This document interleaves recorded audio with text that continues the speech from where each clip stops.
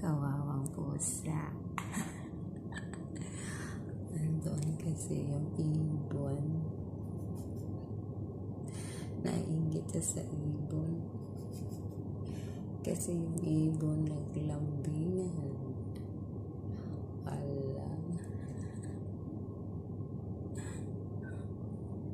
At saka ito ang pusa.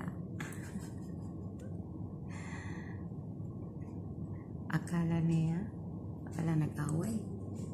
Nag-away yung ibon. Oh. Naghihintay yung pusa kung sinong mahulog dyan. Kasi kakainin niya. Kakainin niya ang ibon kung sinong mahulog.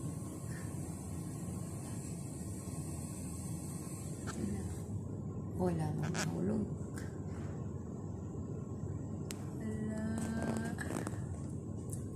Ay.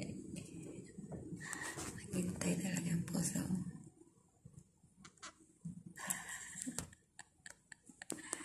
Akala niya may mahulog. Ayan na. Lumipad na. Wala na.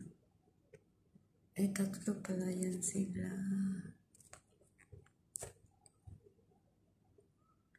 Meow. Meow. Walang mahulog dyan, meow.